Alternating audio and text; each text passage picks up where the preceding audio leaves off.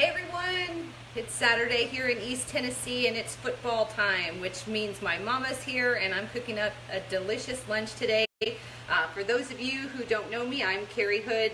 I like to come to you live here from my kitchen and share some quick tips for getting meals on the table as quickly as possible. So today I'm making a chicken pot pie chowder. I hope you guys will join me, and if not, you can always catch it on the playback. But this is a super easy recipe. It's one of our new one pot recipes from the Season's Best Recipe Collection. Every recipe in this collection can be done in either a half sheet pan or sheet pan, our deep covered baker, or a rock crock. So lovely one pot meals, and in fact there are some actually even for the skillet. So if you have a good sized skillet, it's going to be perfect for that too. So what I've got here right now is just some chicken cooking up in my rock crock right here on the stove. I went ahead and minced my onions with my food chopper and threw them on in here to cook down with the chicken. You can buy pre-cooked chicken if you want. If you want to do like a rotisserie style, that'll save you a step. But I already had some chicken in the fridge, so I just went ahead and cooked it up. So I am going to use, I don't know if you guys have seen these. I'm going to turn the heat down to low now.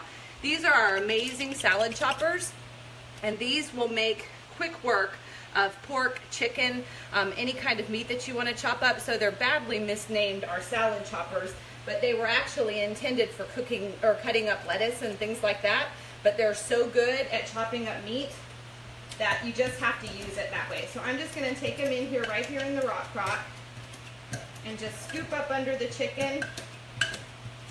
And I'll show you what it looks like when I'm done. But it makes really quick work of shredding up meat. Quick and easy. You don't have these little babies in your kitchen and you like pulled pork or cook a lot with chicken, this is wonderful. If you've got cooked chicken, you can make quick chicken salad or anything like that with these salad choppers. And they get it cut up nice and fine with very little work. And you don't have to overcook your chicken or your pork to get it shred tender, because it's going to cut right through once it's done.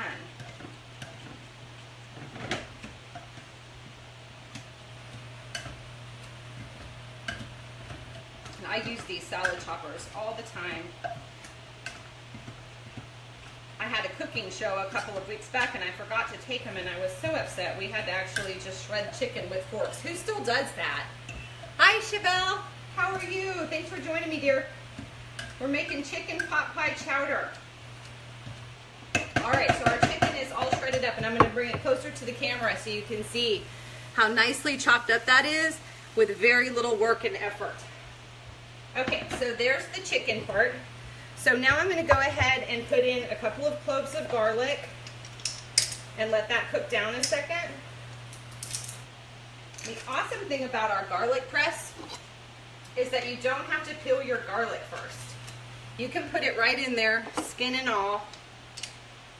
And look at that. The skin comes right out. Sometimes it gets stuck down there, and it comes with a little tool that will let you just kind of pick it out of there. But it usually will get stuck on there and come right out. So there's 2 cloves of garlic in.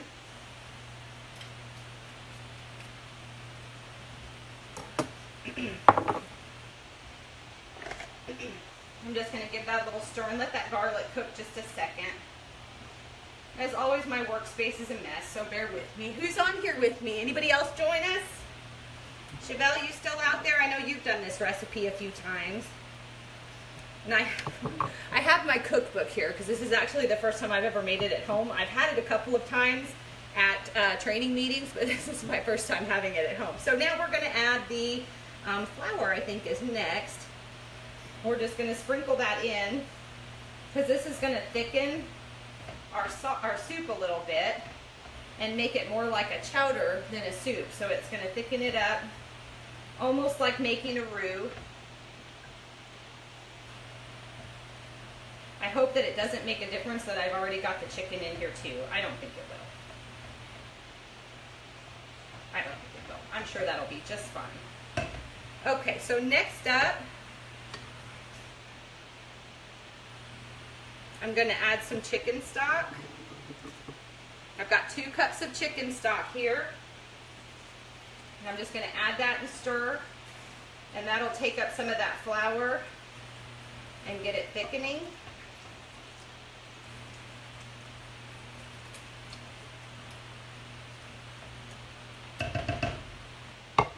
And I'm going to add a little bit of salt and pepper.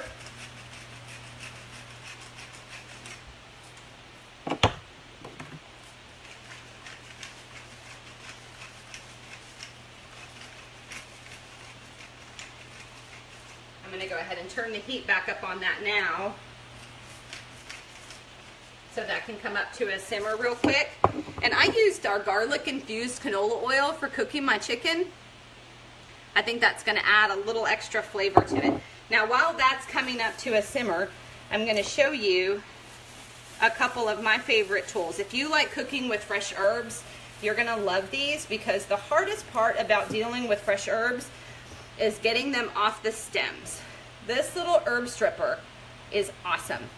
You're just going to take it along the stem and run it up, and look at that. It just takes off the leaves there. As long as the chicken is cooked. Yeah, the frozen biscuits will sink to the bottom, friends. Don't try it. You've got to use the canned kind. Our lovely leader, Chris McDaniel, tried frozen biscuits, and they sunk to the bottom like rocks, and I think they ended up more with like chicken and dumplings than the chicken pot pie chowder that day. I actually don't have biscuits either. I totally forgot. My mom ran to the store for me today because I took the kids to go get our pictures taken, and I gave her the list of ingredients that I needed, and I forgot biscuits. But lucky for me, I have crescent rolls, and I'm sure that's going to be just as good. All right, so now we're just bringing this up to a simmer. We're just going to kind of scrape the bottom to make sure any of the flour that's stuck to the bottom of the pan comes up. That smells so good already. I love the smell of onions cooking. I don't know if you're a big fan of that or not, but it's one of my favorite smells in the world. My mom came in and said, "Oh, it smells like Thanksgiving in here." Okay, so while that's coming up to a simmer, I was going to show you our herb stripper and our herb mill real quick. I've got my parsley down in there already. I've stripped a lot of it off the stems, and then it's got a little ball in it. Sorry, I probably should have showed you that first, but I was working on it beforehand. But there's a little ball, a loose ball in there. Oop. I suppose I need something to actually mix it into. Hold on. Leave it to me to always be unprepared. I almost just did that right onto the countertop. So now you're just going to give it a spin, and it's actually going to cut up the parsley into the small pieces that you want, and you can use it with cilantro. I've actually seen people use it with chocolate to make like a chocolate powder, which sounds awesome. And you just kind of keep moving the little ball around inside so that it presses the herbs down into the little well where the blades are, and it's got these little blades that rotate on the bottom. And yay, thank goodness my oven is preheated, because it takes forever to preheat.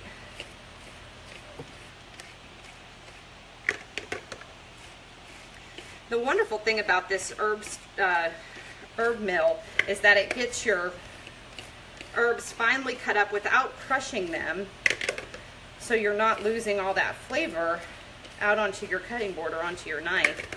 It's just mincing it up, and it minces it up super fine. Some of you may have perfected this skill and don't think that's so handy, but I personally think it's awesome. So look how finely chopped up that is now. Isn't that awesome? So that's our herb mill. And we are coming up to a simmer over here. And it's thickening up nicely with the flour. How's the football game going, Mama?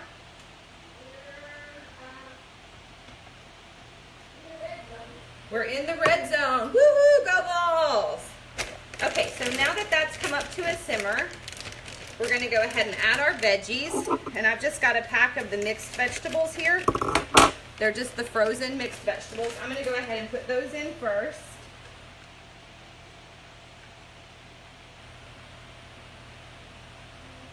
Just make sure it's still up to a simmer after I stirred it. It has a tendency to go back down again. Okay.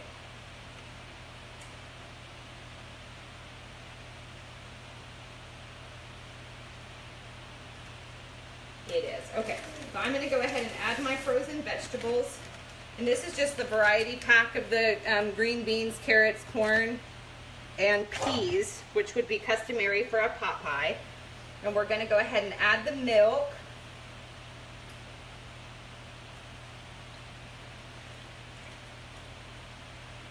Got 2 cups of milk here, and we're going to go ahead and add our parsley now too. What happened, Mama? Oh, nothing, she says. So it must not have been good. They didn't get anywhere with it, apparently. Okay, so there's that, and I think that's everything. We'll go ahead and let that warm up, and then I'm going to take my let me clean up my station here a bit. I've got a mess going. I'm such a mess. Y'all know me well enough to know now that I'm such a mess, right? Okay, so this was one of the biggest fears that I had to overcome when I started as a Pampered Chef consultant, was opening canned biscuits. I'm terrified of them. I used to always have my husband open them for me, but I couldn't take him along to parties with me, so I had to figure out how to do it for myself. Oh, and it still freaks me out, but I'm able to do it now. And I hope that these crescent rolls work okay. I can't imagine they'll be bad. How can you go wrong with crescent rolls? They're wonderful. So I'm just going to roll these up like you would normally, I think. And I'm going to go ahead and roll them all before I place them so they don't sink. I think that sounds like a good plan, don't you? Okay, so now we'll get these rolled up.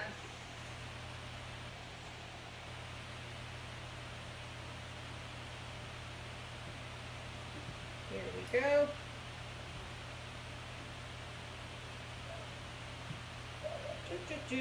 Almost got them all. Bear with me. Hey Chanda, how are you? I thought you were in vacation mode. Am I part of your vacation? Awesome.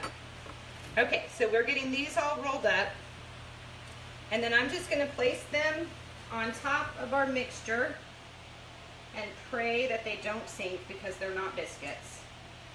But it's a pretty hearty mixture, so I think they're going to stay on top. All right.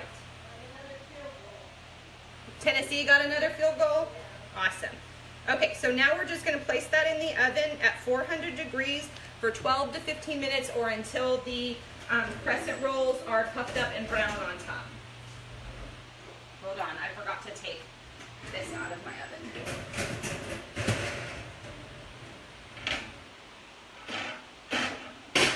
Okay, now, here we go. Fingers crossed. The awesome thing about the rock crock is it goes right from stove top to oven, microwave to oven, up underneath the broiler, wherever. Oh yay, you're in ball country. Where are you headed, Chanda?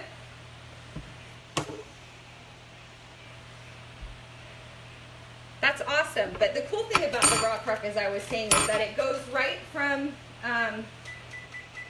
stove top to oven, or microwave to oven, or stove top to microwave if you needed to, or right up under the broiler. You can even use it out on your barbecue grill. So it is the coolest little tool. So I'm going to go ahead and let those bake up. That's all I've got for you right now. And when it's done, I will put a picture here on the group page. So thank you all for watching. Have a great day. Go Vols!